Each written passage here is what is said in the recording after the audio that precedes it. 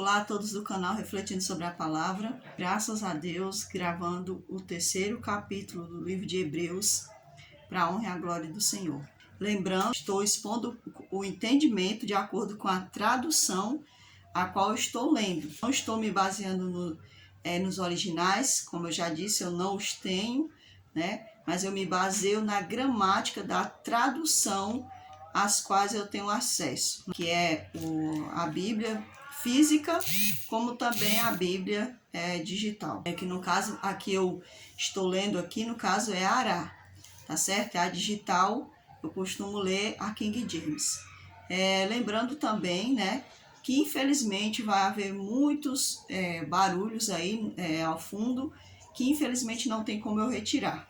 E se esse conteúdo for relevante para você, que você possa deixar o seu like, também compartilhar a outros, se acaso esse conteúdo for relevante para você.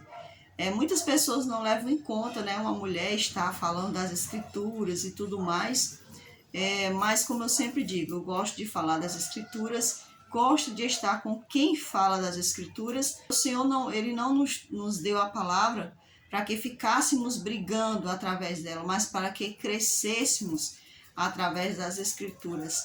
E como nós sabemos, devemos sempre seguir o exemplo dos bereanos. O próprio Paulo fala, na verdade, que eles iam até as escrituras para ver se havia uma concordância. E não é diferente. O que eu estou falando aqui, a pessoa ela também tem o direito de ir até as escrituras e também ver ali se há uma concordância no que eu estou aqui expondo através das escrituras. Também eu faço alguns comentários, né, que eu já escrevi aqui, como vocês podem até ver aqui, ó. Eu escrevo aqui de acordo com quando eu vou lendo, né? O Espírito do Senhor vai me ajudando a entender certas coisas e aí eu vou colocando aqui para que eu não possa esquecer daquilo que o Senhor me falou com tanto carinho, com tanto amor, através do Espírito dele. Eu não sei se foi na tradução dessa Bíblia ou se foi o próprio Almeida que colocou aqui o título em cima desse capítulo, o qual ele, após ler o capítulo 3, né, provavelmente ele possa ter colocado esse título aqui de acordo com o resumo: Cristo é superior a Moisés, o perigo da incredulidade e da desobediência. Então, a pessoa que copiou esse trecho, provavelmente o Almeida, não é que o Almeida falou isso, mas eu estou aqui querendo parafrasear um pouco, querendo expor da minha imaginação como ele deve ter pensado ao ler esse capítulo 3 aqui de Hebreus.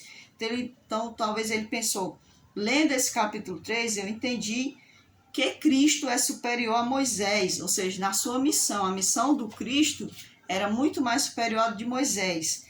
E que ele também está expondo aqui, através desse capítulo, o perigo da incredulidade, né? Porque o autor do livro de Hebreus, ele está sempre tentando levar os hebreus a entenderem que é perigoso se tornar incrédulo quanto à pregação que já foi passada para eles, quanto é perigoso tornar o coração fechado para a palavra do Senhor.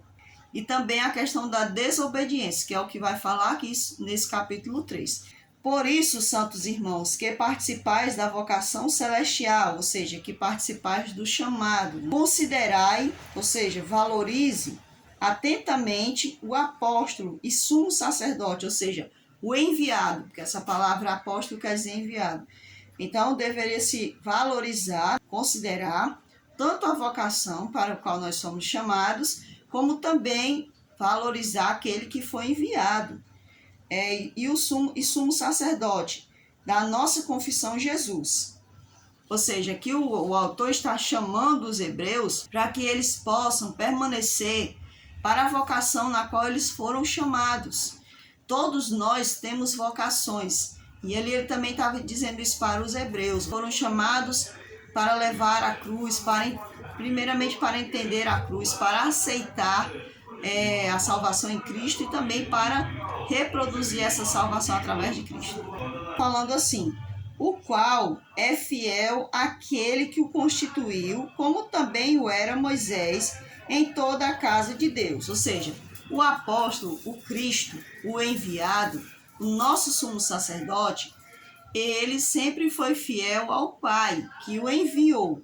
porque nós sabemos que no Novo Testamento vai ser sempre usada essa didática de pai e filho. É uma questão de obediência. Assim como nós temos um pai, uma mãe e devemos obediência, assim também o Cristo vem em forma de filho para mostrar à humanidade a qual dos pais nós devemos obedecer. O pai maligno, que aí muitas pessoas têm por seu pai nesse mundo, ou o pai, o Criador, aquele que nos criou.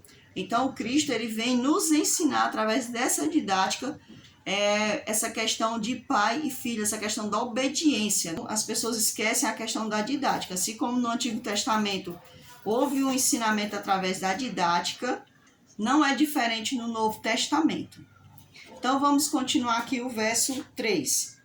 Jesus, todavia, tem sido considerado digno de tanto maior glória do que Moisés, quanto maior honra do que a casa tem aquele que a estabeleceu. Então Moisés era uma casa, ou seja, Moisés era um vaso o qual o Senhor usou. Então quem estabeleceu? O Cristo. Quem estabeleceu? O Pai. Estabeleceu Moisés para aquela obra. Quanto maior honra do que a casa tem aquele que a estabeleceu, pois toda casa é estabelecida por alguém, mas aquele que estabeleceu todas as coisas é Deus. E Moisés era fiel em toda a casa de Deus. Aqui no caso, essa palavra casa já vai sair do contexto da pessoa de Moisés, e agora já vai receber um simbolismo, digamos assim, né?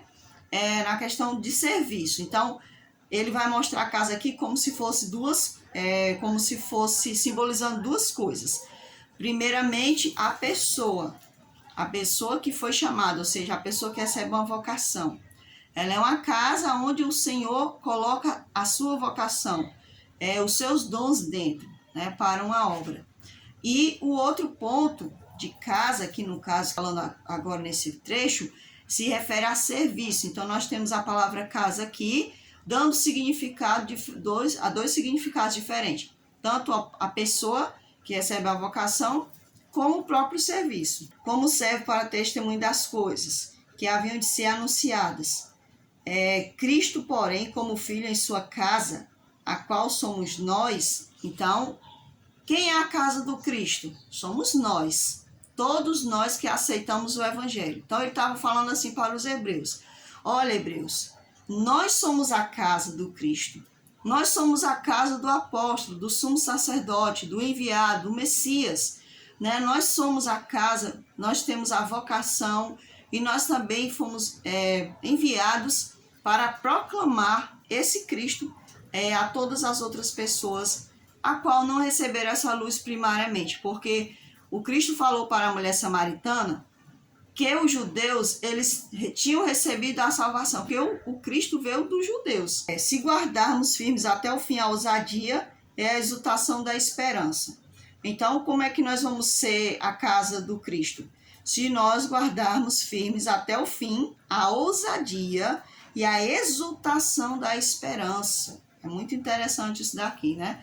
Nós assim como os hebreus no passado, né, que essa palavra ela foi primariamente para os hebreus, e nós, como pessoas que aceitaram o evangelho, como gentios, né, que nós somos da linhagem dos gentios, somos considerados gentios, que fomos enxertados na videira que é Israel. Então nós somos enxertados. Continuando aqui, ele vai dizer assim, ó, verso 7, assim pois, como diz o Espírito Santo, hoje, se ouvirdes a sua voz, o Espírito Santo, lá no passado, ele já falava, olha, ouçam a voz de Deus, deem ouvido à voz da salvação. Então a salvação sempre existiu.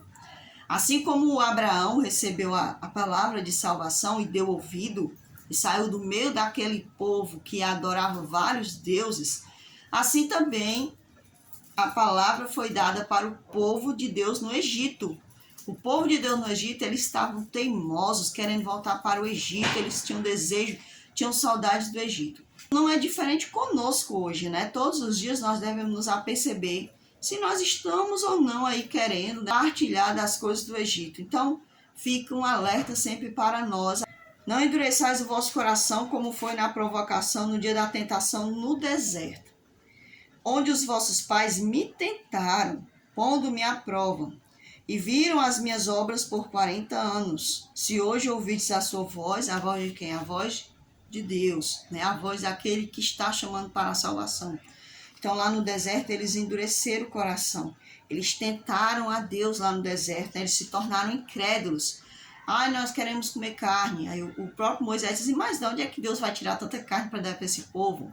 Aí eles ficavam blasfemando, reclamando, todo esse tipo de murmúrio, de reclamação, você retrocede na sua fé. Porque quando a gente reclama, a incredulidade ela começa a brotar. Ao invés de a gente olhar para o que Deus já fez e para o que Ele fará, a gente volta a se estagnar. E esse livro de Hebreus é muito interessante porque ele vai sempre falar sobre isso. Mais à frente ele vai falar que as pessoas elas retrocedem quando elas deveriam estar lá em cima no seu conhecimento, no seu, na sua comunhão, na sua espiritualidade com Deus. Então, a incredulidade ela nos faz retroceder. E o Senhor ele não se alegra da alma que retrocede, tá certo? Daqueles que se apostatam, daqueles que voltam a ser incrédulos mesmo, dizendo ser filhos de Deus, né? Deus ele não concorda com o retrocesso. Verso 10. Por isso me indignei contra essa geração. Ou seja, ele está se referindo à geração lá do deserto. E disse, estes sempre erram no coração. Eles também não conheceram os meus caminhos. Ou seja, eles estão sempre errando. Eles estavam sempre errando. Porque eles estavam sempre olhando para a incredulidade. Isso faz com que eles não conheçam o verdadeiro caminho do Senhor. Ele diz assim, ó, também não conheceram os meus caminhos.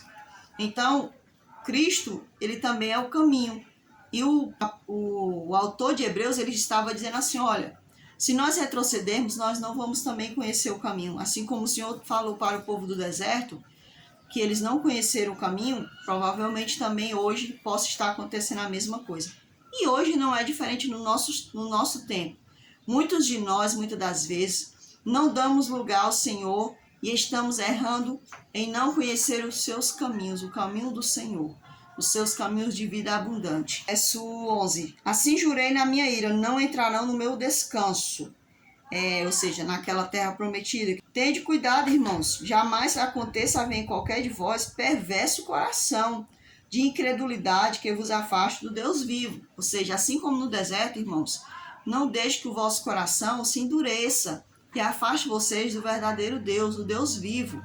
Porque o Senhor, ele disse que assim como lá no passado eles não foram dignos de entrar no descanso dele, assim também vocês, hebreus, se endurecerem o vosso coração, podem não entrar no descanso do Senhor. E nós hoje, né? Também essa palavra é para nós hoje. Se a gente endurecer o nosso coração, também corremos o risco de não entrarmos no descanso do Senhor. Aquele descanso desse mundo de pecado. Porque o pecado, ele traz ele traz esse transtorno sobre a nossa vida. Então, um dia nós cremos que nós vamos descansar desse mundo de pecado. Ser incrédulo à ação contínua do Senhor em nós é se afastar dele. Então é isso que esse verso também está querendo dizer para nós. Pelo contrário, exortai-vos mutuamente cada dia durante o tempo que se chama hoje, a fim de que nenhum de vós seja endurecido pelo engano do pecado. Então, todos nós, assim como esse conselho foi dado para os hebreus, que eles deveriam se exortar uns aos outros mutuamente. Porque exortar não é vou brigar com fulano, vou repreender fulano. Exortar é manter aquele ânimo. Exortar é falar para aquela pessoa, olha, você tem que tomar cuidado, porque esse ato pode te levar para a perdição, né? Para a condenação eterna. Então, exortar é isso, é você impedir com que alguém possa cair, né? Cair no caminho da destruição total. Aqui, porque endurecer o coração é blasfemar contra Deus. Quando vemos alguém que se entrega a agir com incredulidade, devemos chamar a atenção, exortar para que este não se perca. Então, se a gente está vendo que alguém está perdendo a fé, a pessoa está ali se dando à incredulidade, nós devemos, então, falar com essa pessoa para que ela não venha se perder no caminho da incredulidade. verso 14. Porque nos temos tornado participantes de Cristo, se de fato guardarmos firmes até o fim a confiança que desde o princípio tivemos. Então, o contrário de incredulidade é a confiança. Então, o maligno ali estava agindo para que os hebreus eles não dessem atenção à palavra do Senhor, se tornassem incrédulos, não vissem o Cristo, aquele que apareceu, que foi morto, não vissem ele como o verdadeiro Redentor, como o Messias, como o apóstolo, como o único sumo sacerdote supremo que era capaz de tirar de nós a incapacidade de sermos salvos. Então, aquelas pessoas elas estavam correndo risco. E hoje em dia não é diferente. Nós devemos afastar de nós toda a incredulidade, tudo aquilo que vai pôr em risco a nossa fidelidade ao Senhor, porque nós devemos continuar confiando no Senhor continuamente, continuando até o fim a confiança que desde o princípio tivemos. Verso 15, enquanto se diz, hoje se ouvirdes a sua voz, não endureçais o vosso coração, como foi na provocação. Ora, quais os que tendo ouvido se rebelaram? Não foram de fato todos os que saíram do Egito por intermédio de Moisés? Então ele está dizendo aqui para os hebreus que lá no deserto, a maioria, porque quando fala todos, não quer dizer que foram todos, porque teve Caleb, teve Josué, nós sabemos que aquelas crianças também, né, elas não foram ali contadas nesse todo, mas todos os que foram incrédulos, aqui ele está se referindo àqueles que realmente se doaram à incredulidade, se deleitaram na incredulidade. Todos esses foram deixados como mortos no deserto, eles morreram no deserto, padeceram no deserto, não tiveram a rica oportunidade de entrar no descanso do Senhor porque não foram encontrados dignos. E assim também o autor está dizendo aqui para os hebreus que eles têm que tomar bastante cuidado para que eles também não morram nesse deserto da incredulidade e não venham a ser compactuantes, né, e partilhar das bênçãos do reino celestial que o Senhor tem para dar para todo o que confiantemente se achega a ele. Verso 17. E contra quem se indignou por 40 anos? Não foi contra os que pecaram, cujos cadáveres caíram no deserto? E contra quem jurou que não entrariam no seu descanso, senão contra os que foram desobedientes? Vemos, pois, que não puderam entrar por causa da incredulidade. Então, o Espírito Santo está chamando, né, todos os dias, desde lá do passado, para que as pessoas deem ouvido à palavra do Senhor. E eles foram endurecidos, deixaram seus corações endurecidos lá no deserto. Quando Cristo veio em forma humana, também endureceram o seu coração. E hoje, infelizmente, no nosso tempo, não é diferente. Muitos estão agindo de forma incrédula. Tem até o livro que fala assim, A Dama, Seu Amado, Seu Senhor, fala assim que muitas pessoas falam, né, que casar com uma pessoa julgo desigual é casar-se com uma pessoa que tipo assim, eu sou da denominação A, fulano da denominação B. Quando, na verdade, o autor do livro está dizendo que não existe uma coisa pior, usando aqui as minhas palavras, né? Que o verdadeiro incrédulo é aquele que se encontra no caminho do Senhor, mas que não reconhece, né, que não tem confiança, que não obedece, porque quem confia, obedece. Quem confia, obedece. Essa é a grande diferença do incrédulo para o confiante no Senhor, porque o confiante, ele sabe quem é o seu Deus e ele confia nele, ainda que em face da morte, como aconteceu com muitos no passado. O Senhor esperou que os incrédulos daquele tempo morressem, para que só então os demais entrassem na terra prometida. Aqui a gente vê, quão terrível é a incredulidade. Porque a incredulidade, ela não atrapalhou só as pessoas que eram incrédulas, mas ela atrapalhou até mesmo as pessoas que queriam queriam alcançar a terra prometida. Hoje não é diferente. A incredulidade, ela atrapalha muito, mas atrapalha mais as pessoas que são incrédulas do que as que estão querendo confiar no Senhor, se deleitar nele, entregar sua vida verdadeiramente a ele e somente a ele. Porque hoje a gente sabe que Cristo ele não vai se atrasar, porque de acordo com o livro de Apocalipse, tudo já está determinado.